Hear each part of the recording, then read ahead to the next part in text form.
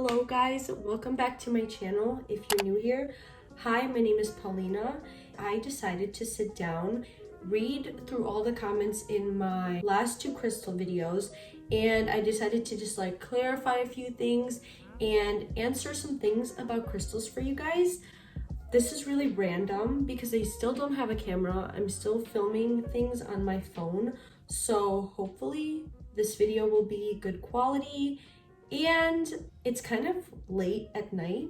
I have my laptop here because I wrote down all the questions that I want to like go over for you guys. So this is going to be kind of a random video. It's 10:33 p.m. at night and I decided to get ready, do my makeup, dress up, and sit down and film. I also have a bunch of my crystals right here. These are like some of my favorites, and some of the ones, there's a hair. And some of the ones I'm going to be talking about in this video. So yeah, let's get right into the questions.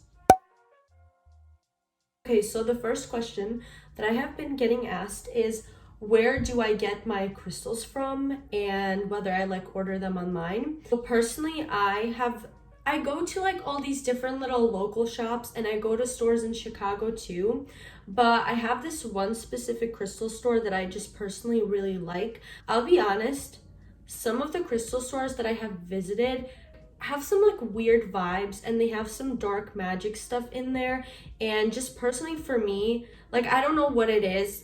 It's just like some stores like that, I don't like to get my crystals from them, which I don't think there's like anything necessarily wrong with all that like witchy stuff. Some stores have like way too much of it, and it's kind of like a weird vibe in there, and I don't like to get my crystals from them. But there's one in Lombard, which is kind of far from my house, but if you live in the Chicago area, you're gonna kind of know where it is. And there's this like crystal store. I'm gonna probably put it somewhere up on the screen. It's like a very small one. It's called Crystal Earth Rock Shop, and it's like so cute. Whenever I go in there, I feel leaving refreshed and just like rejuvenated. And like whenever I'm there, I want to buy stuff, and that doesn't happen to me a lot. A lot of crystal stores that I have gone to be honest, like I'll look around and I won't really end up buying anything. So if you do live in the Chicago area, I would really advise to check it out, and they always have good deals, and I just love like the whole layout. It's just like super bright in there, and I don't know, I just love the overall vibe. That's definitely my favorite place to shop at. That is where I got my all-time favorite crystal, which if you guys have watched my previous videos, then you would know that this is my ultimate crystal baby, my baby peach selenite. I just really love her. And yeah, so the second question that I get asked a lot was, how do I pick out my crystals and like how to intuitively shop. So before I knew anything about shopping for crystals, I feel like that would kind of stress me out for some reason. When I went in, I feel like I would give it way too much thought, but now I would say don't give it too much thought. Like just walk around the store, and whatever catches your eye catches your eye. Don't think too much about it. Usually also the store has all of the crystals have little like flashcards, and you can take them home with you, and they have like the name of the crystal, what the crystal does, the meaning, the healing properties of it. Just like whatever draws your eye, just go for it and take it and pick it up. And I also heard if a crystal feels hot in your hand or like warm in your hand, and usually when you pick up a crystal, you can kind of feel the energy. If you feel something like that, then usually I would say like that's a sign that you should probably get the crystal and you're connecting with it.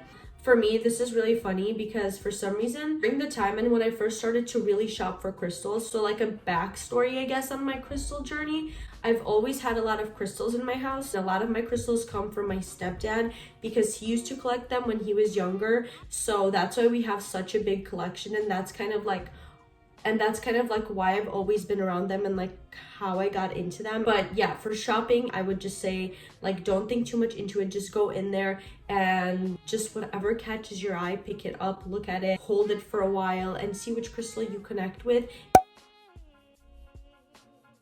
That's a question that I kind of went over in my video about cleansing and charging crystals, so I'm just gonna talk about it here again in case like anybody was confused or wanted to know. But pretty much why it's important to clean your crystals, and some people would argue with this because some people say that crystals have such a high vibration that like whatever we do isn't going to affect them and that you don't need to clean your crystals. Personally, I feel like every single item has energy. For example, if I were to go to a thrift store or like a vintage store and I were to buy old article of clothing or a decoration or some sort of like furniture piece, whatever house it was in, if something really bad happened in that house or like the previous owner died or something like that, I just wouldn't want to have that item. I feel like that weird energy that item has been around is attached to it, and I just feel like the same way with crystals, wherever they're from or who handled it last. And like sometimes people bring in their crystals to a crystal store and like pretty much donate them, so you kind of never really know where they're coming from. Personally, I feel like it's important to clean your crystals and to have like your energy be one, if that makes sense. Like I just want all of my crystals to have my energy, and it just makes me feel good to sit there and charge them with good intentions, to put them out in the sunlight and whatever. And I feel like that's just like treating your crystals good and taking care of them like you would take care of like a plant. How to work with crystals, I get asked this a lot as well. How I work with my crystals, especially if it's a new crystal, I will sit there and I will meditate with it, because I feel like it just gets me into like this meditative state. And I also, this is just a personal preference, you obviously don't have to do this, but for me, I feel like the most effective time to do it is at night. Like I feel like that's when everyone goes to sleep. It's just me, I'm in my room, it's quiet, and I can just sit down in my bed and meditate. I like to say my intentions out loud to the crystal to program it, and that's how I work with it. And I meditate and I like to visualize what I want this crystal to bring to me, and I just like to hold it in my hand and like imagine me being, I guess, like one with it. Like I like to imagine the crystal's energy flowing into me, and I just like to get into like a meditative state and pretty much imagine some sort of golden light around me or something like that. And I feel like that's how I work with my crystals. Next, I also wanted to go over wearing crystals. So personally, I love wearing crystals. I feel like that's like an amazing way to incorporate them into your daily life, especially if you're a crystal beginner. I feel like that's great to just get some sort of a piece of crystal jewelry. I had this little rose quartz bracelet. It was my favorite thing ever. I wore it pretty much every day, but it had like a rubber elastic thing and a lot of little rose quartz on it. I would sleep with it, and then like in my sleep, it like tore apart and broke, which is really sad, but that's what I used to wear for a while. I have like a lapis lazuli necklace, lapis lazuli earrings, and I have an amethyst bracelet. So I love wearing crystals. I feel like that's just like a way to have something with you, and it makes you feel good. I need to fix my rose quartz bracelet, because I honestly feel like when I would put it on, I would just feel good, and like it was my good luck charm. And I definitely say, if you are a crystal beginner, get yourself like a little rose quartz bracelet or some crystal jewelry first, and just like wear it around and see how you feel and incorporate that crystal into your life. For example, if you're interested in a rose quartz, get a rose quartz bracelet, and then if you wear it every day, I feel like you just get more familiar with that crystal. So I feel like it's like a good way to start having crystals in your life, if that makes sense. Moving on, what are the best crystals to start with?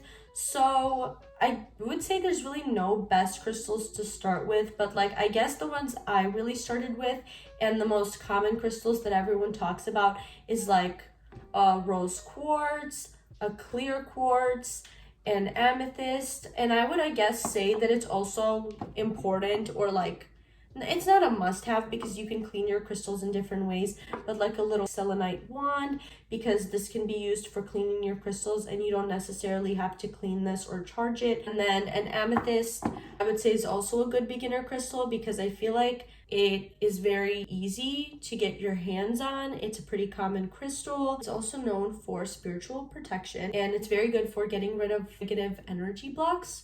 So yeah, I feel like amethyst, rose quartz, and clear quartz are like the very first crystals that I kind of knew about and was familiar with, and they're very easy to get your hands on. So yeah, my favorite crystals. So personally, my favorite crystals to work with obviously my baby peach selenite, and I love the rose quartz, even though it's like a well-known crystal. I feel like it's such a favorite. I love rose quartz. I have a bunch of them. I have like little rose quartz spheres. I will be right back. I will try to collect as many as I can and like bring them into the room. So my other ones are downstairs and like in my purse and in my car because I like to just keep them everywhere. This is my rose quartz sphere, and then this is another rose quartz cluster, and I just love them. I feel like when I'm really sad, the rose quartz is what I just like gravitate to and take and meditate with. The rose quartz is a crystal of love. It's good for self-confidence, self-love,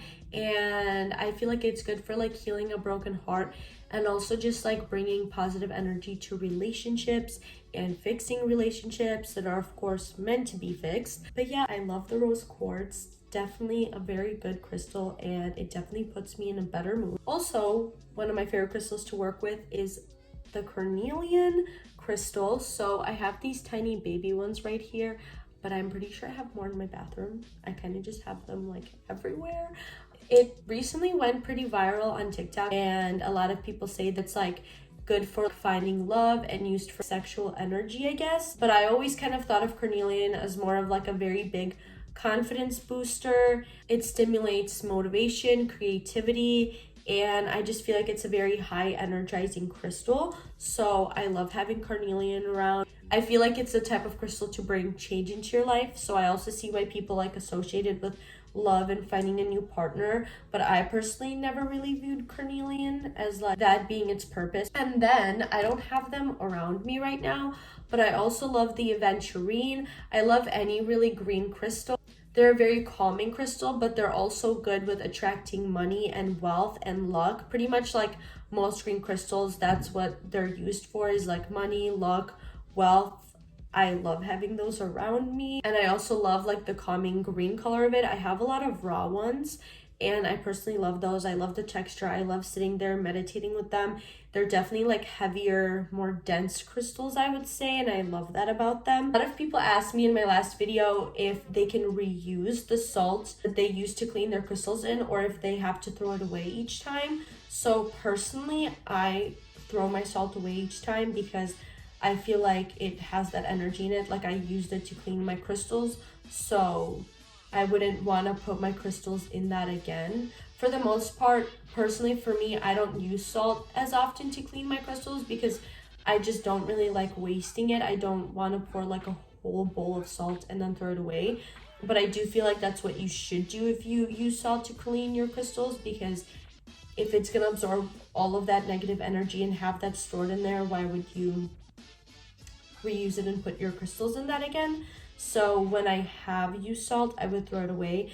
But my personal way to clean my crystals is still to just put them out in the sunlight or moonlight. If it's a full moon, I'll clean my crystals with a full moon, but usually I like to put them out in the sunlight. And I know people say it'll make your crystals fade. I haven't noticed any one of my crystals fading from using sunlight, but also don't take my word for it because I don't want to be responsible for anyone's crystals fading. But yeah, I would say don't reuse the salt. How to specifically use crystals to set your intentions.